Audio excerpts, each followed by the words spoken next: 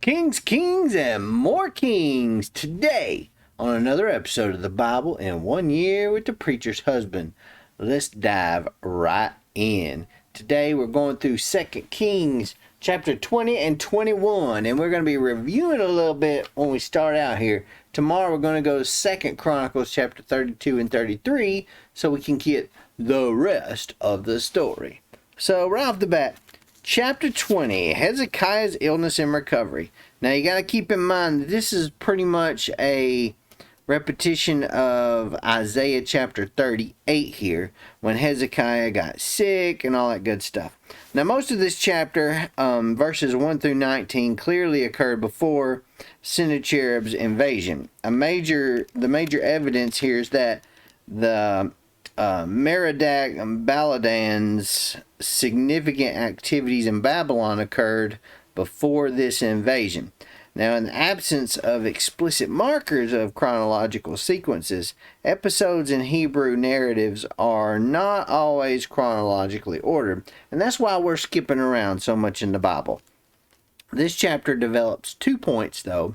Number 1, Hezekiah was so pious that God granted his prayer for extra years of life. And number 2, Hezekiah, in pride, misused all those extra years that he had. So we know about his folly and about his death.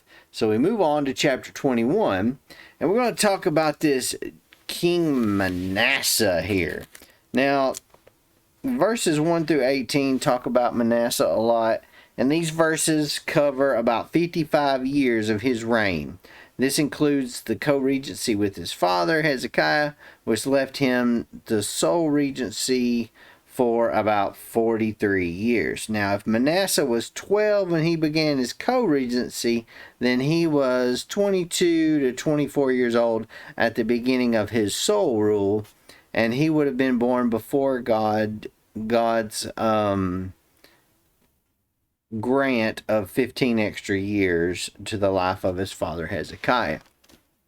Now, he was not a good dude, okay? Manasseh was evil in the Lord's sight, completely evil. He rebuilt all the high places that his father Hezekiah tore down and destroyed. He reestablished the altars to Baal.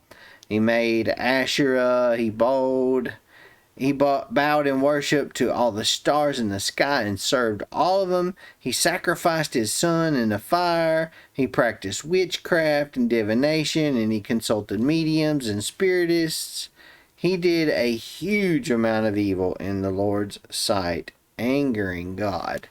Now Manasseh caused them to stray, all the people of Israel to stray, and so much so that they did worse evil than the nations the Lord had destroyed before the Israelites here.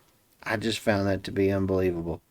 And God basically comes in and says, I will wipe Jerusalem clean as one wipes a bowl, wiping it and turning it upside down. That's pretty bad. Now keep in mind here though, 2 Kings 21 only focuses on the negative stuff. They only focuses on God's judgment right here. It doesn't focus on his redemption. We will read about the redemption, spoiler alert, for Manasseh in 2 Chronicles chapter 33 tomorrow. And of course, he dies a horrible death. So Manasseh dies. So that leaves Judah's king Amon as the king. Now this was a very short-lived king reign here. He was 22 years old when he became the king, and he only reigned for 2 years. And he did just as much evil as his daddy did, just as his father Manasseh had done. Now, Amon was assassinated by his own servants, probably a victim of that internal struggle between the pro-Assyrian and anti-Assyrian parties. The common people, as it says here in verse 20, what's it, 23, no, 24, the common people, they emerged as the group that maintained loyalty to David's dynasty.